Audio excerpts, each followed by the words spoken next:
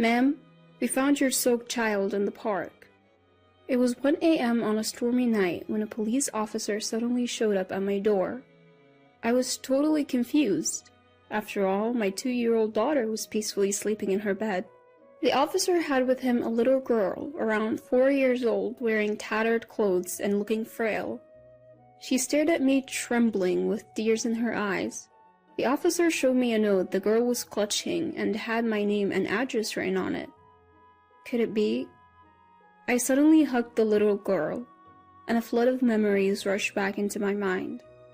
I am Susan, a 33-year-old housewife. I live with my husband Michael, who is the same age, and our 2-year-old daughter Sarah. We have a happy life together, but I have a past I'd rather not remember. It was 5 years ago. I got married for the first time when I was 28. My husband was Joseph, my boss at the company where I worked. Joseph was a generous mentor, and I admired his confidence and his ability to put people at ease. When he asked me out, I dated him for about 6 months and happily accepted his marriage proposal. My family also seemed to have a good impression of him. In particular, my sister Lisa, who is 5 years younger than me, was thrilled to have a great brother-in-law. Joseph even told me. I was surprised he had such a beautiful and cute sister. Lisa was indeed adorable, both in looks and personality. When we were little, she would always follow me around saying, "Susan, I love you." We were really close sisters. After getting married to Joseph, Lisa started coming over to our new home more frequently. Joseph is so mature. I really look up to him. The guys around me are just kids in comparison. I'm flattered that a cute girl like you, Lisa, would compliment me. I felt uneasy watching Lisa grow fond of Joseph and my husband seeming to enjoy the attention, but my intuition eventually proved correct. One day, they both vanished, hand in hand. They left behind a note saying, "Susan, I'm sorry," along with filled-out divorce papers. Life can be dramatic, but who really goes through something like having their husband and sister fall in love? Why couldn't they have just been honest with me? I would have been willing to let Lisa have Joseph. If I could utterly despise them, maybe it would be easier. But in my case, that wasn't how I felt. I filed for divorce immediately, ending my brief marriage within a year. The one who saved me from the depths of despair after being betrayed by my loving husband and sister was my current husband, Michael. We had originally met in a college club. Michael proposed to me 3 years ago after supporting me through my recovery, and we remarried. Our daughter Sarah was born, and life had been peaceful. Then, it happened. Suddenly, at 1 a.m., our doorbell rang incessantly. Despite a raging hurricane outside, I got out of bed after patting my sleeping daughter's head, wondering what on earth was going on. With my husband away on business, I peeked outside cautiously and found a police officer standing there. "We found your soaking wet child in a nearby park." "What? My daughter is sleeping in her bed right now." "That's strange. The child has a note with your name and this address. Could you please open the door to confirm?" When I opened the door, standing there were the police officer and a skinny, drenched little girl about 4 years old. She was dressed in tattered clothes. The note she clutched read, "Please take care of this child," and the handwriting looked familiar. I couldn't help but kneel down and take her icy cold hand. Tears filled her eyes as she stared at me and shivered. This girl is... Suddenly I hugged her tightly. Memories flooded back to me. I used to hug my younger sister Lisa, who was 5 years my junior, just like this. The child was the spitting image of Lisa, and there was no mistaking that the handwriting on the note was hers. I told the police, "This child is likely my sister's." But what was such a small child doing alone in the park in the middle of the night? "What's your name?" "Jennifer." "Jennifer? Why were you in the park?" "I came to this house with Mom, then Mom disappeared, so I was looking for her." Young Jennifer couldn't explain any further. Worried, Jennifer shivers every time the howling wind and rain intensify. I softly assure her, "She's soaked. If I don't get her into a warm bath and change her clothes, she'll catch a cold. I had some larger clothes a friend had given me, which their kids had outgrown. I got those ready for her. While I'm helping Jennifer out of her clothes in the bathroom, I let out an involuntary gasp. Unbelievably, her body has multiple bruises as if she's been pinched and slapped. My heart tightens thinking what she's been through with such a small body. To top it off, she's wearing a handmade charm hanging from her chest over her undershirt. Curious as I am about it, I put it aside for now and get her into the bath. After the bath, when I comb her hair and dress her in clean clothes, Jennifer looks remarkably refreshed and adorable.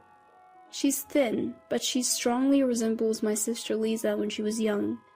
I'm convinced Jennifer is Lisa's daughter. I tuck her into bed, wrap her in a blanket, and hug her. "Rest easy. Good night," I say. She murmurs, "So warm," and, reassured, falls deeply asleep. The next morning, while Jennifer and Sarah are still sleeping, my mobile phone rings. An unknown number. Cautiously, I answer. No one speaks, but I can hear faint breathing. "Lisa, is that you?" "No, it's me, Joseph. Long time. Glad your number hasn't changed, Susan." "It's my ex-husband, Joseph. What do you want now?" "Strange question, but are you taking care of a girl?" I hesitate, but feign ignorance, recalling last night. "What are you talking about?" "How's Lisa?" Joseph avoids answering and hangs up, saying, "Never mind then." In truth, after Jennifer had gone to sleep, I'd opened the charm and found a letter inside. It read, "Susan, I'm sorry, I know I can't ask for favors now, but please take care of my daughter, Jennifer." Additionally, the letter had shocking revelations that left me trembling with anger. It also provided the location of the bar where my sister works, so I decided to go meet her. I'll leave Sarah and Jennifer with my mom at our family home. Seeing Jennifer, my mom softly holds her and says, "She looks just like Lisa," tears filling her eyes. A week ago, Lisa suddenly called. She said she wanted to apologize in person and asked for your address. So that's how she found me. I had my reservations, but she seemed desperate and kept insisting, so I reluctantly agreed. "I'm sorry." "You did nothing wrong, Mom. Thanks to you, I might be able to help Lisa." "What?" "I'm entrusting these kids to you for that reason." So I left my family home and headed to the bar where Lisa works. It was only a 30-minute taxi ride away. Why didn't she ask for help sooner if she lived so close? I guess Lisa felt she couldn't rely on me no matter how tough things got. The bar was in a quiet corner of the entertainment district. Inside, it was dimly lit and smelled of alcohol and cigarettes. When I asked someone who looked like the owner about Lisa, he called for her right away. Stumbling from the back of the bar, Lisa appeared. The once plump and pretty Lisa I remember was gone. She looked skinny, worn out, and had a sickly complexion. I was lost for words. Lisa, who was still in her 20s, looked like a worn-out woman in her 40s or 50s. "Is that you, Lisa?" "Yeah, Susan, I'm sorry." After she finished saying this, Lisa stumbled and collapsed into my arms. That's when the owner coldly said, "She's not feeling well and can't work. Take her home." Seeing his attitude, I could easily imagine the harsh treatment Lisa had been getting here. I immediately took Lisa to the nearest hospital. The doctor diagnosed her with a severe illness, saying she came too late and doesn't have much time left. Lisa was immediately admitted. Overwhelmed by the news, I returned home and told my mom, who broke down crying. I, too, couldn't hold back my tears anymore. "I'll take care of Jennifer, Mom. Let's support Lisa together." "Yes, I'll do everything I can." Having made this promise with Mom, I took Jennifer and Sarah home. My husband Michael, who returned from a business trip that night, was shocked to see one more child in the house. When I discussed Jennifer with him, he said, "Let's pray for Lisa's recovery. In the meantime, Jennifer can stay with us." The next day, when we took Jennifer to visit her mom in the hospital, she ran up to Lisa crying. "Mom, I've missed you." "Jennifer, I'm sorry. Are you okay?" "Yeah, I'm fine. Aunt Susan is really nice." Tears in her eyes, Lisa lovingly stroked Jennifer's hair. My sister thanked me and gave me something to help protect Jennifer. From then on, Jennifer stayed with us and we occasionally took her to see Lisa in the hospital. After about 10 days, Jennifer, who had been so frail, started to look healthier and even smiled a bit. She grew fond of Sarah, almost as if they had been sisters forever. Just when I was happily watching the two of them play, I got a call from my mom back home. "Joseph just showed up at the house," she said. "I am demanding to know where Lisa and Jennifer are. Hand them over right now." "I got scared and gave him your address. I'm sorry. Get out of there before he finds you." I was hurriedly getting the kids ready to leave when the doorbell rang multiple times. Could it be Joseph already? I peered outside, and sure enough, there he was, face red with anger. Seeing him like this, something in me snapped. Despite Lisa withering away, Joseph looked like he'd put in weight, even getting chubby. I opened the door and Joseph immediately started accusing me. "Heard you got remarried and live in a nice house, enjoying the high life, huh?" "That's none of your business," I retorted. "I know Lisa and Jennifer are here. Bring them out now." "Even if they are, I can't hand them over to you." "I need Lisa to work or we don't have money. Bring her out." At that moment, Jennifer burst out and screamed, "I hate you, Dad. You always bullied Mom." "What did you say, you little brat?"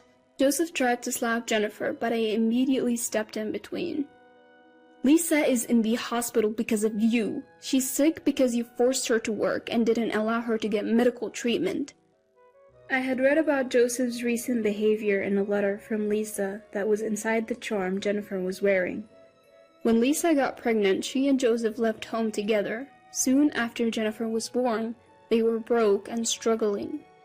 Joseph then began verbally abusing Lisa and Jennifer, saying, "This is all your fault." He took all the money Lisa earned from her job at a bar and squandered it on gambling and fun. They were left without even food. Eventually, the stress piled up and Lisa fell ill, but they had no money for medical care.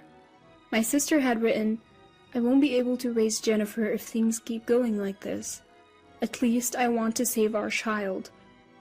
So she thought it would be best to entrust this matter to me. However, when Joseph heard it, far from showing remorse, he spat out foul words. "Lisa and Jennifer are to blame for everything. They ruined my life. It's only right that they make amends. I don't know what sort of life you've been leading, but you've brought all this upon yourself. It's all your own doing." "No, Lisa came on to me. I had no choice but to get involved. It's all her fault." "You got to be kidding me. You're the adult here, and you took advantage of a young girl like Lisa. You've done terrible things to my sister and Jennifer. I'll have you prosecuted." "You have no proof. Still think so after seeing this?" I showed Joseph pictures of Jennifer covered in bruises as well as medical reports saying Lisa also had bruises all over her body. Joseph's face changed for a moment, but he soon began to taunt me again. "See? Women are so foolish. Who's to say who caused those bruises? Especially with Jennifer. It could have been her mother." "You're a despicable man. I have more evidence. Take a look at this." I showed him a mobile phone entrusted to me by Lisa. The phone contained audio clips of Joseph spewing abuse and committing acts of violence, providing ample evidence. Suddenly, Joseph lunged at me, trying to snatch the phone away. "Stop it! What are you doing?" At that moment, Michael and the police arrived, raising their voices and pulling Joseph's grabbing hand away from me. Actually, right after receiving a call from my mother, I had contacted my husband and the police.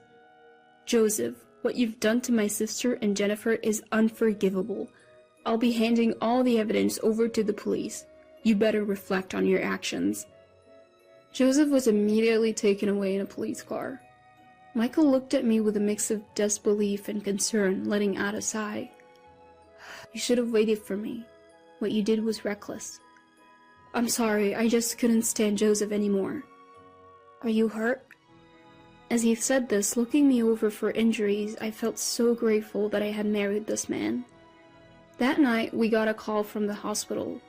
Lisa's condition had suddenly worsened and she was critical.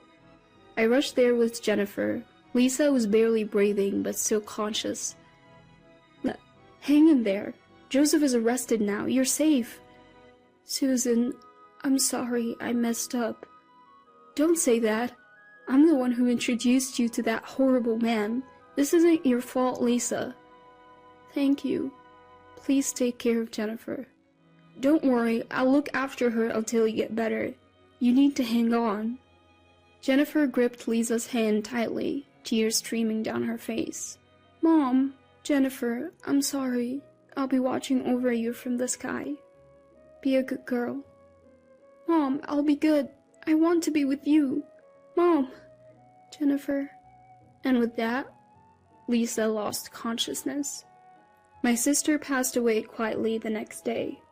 Our prayers went unanswered. If I had stayed with Joseph, my daughter and I might have faced a similar fate. I wonder if Lisa became my stand-in. I can't shake that feeling. After the trial, Joseph was sentenced to prison. My parents filed for compensation and child support from Joseph. His parents apologized for their son's actions and offered to cover the costs. They promised to make him work to pay them back after his release. Jennifer chose to live with us, so we plan to adopt her. The compensation and child support will be saved for her future. Now, Sarah looks up to Jennifer like a real sister. Seeing them together reminds me of my own sister and me when we were young. I'm committed to supporting both of them as they grow up.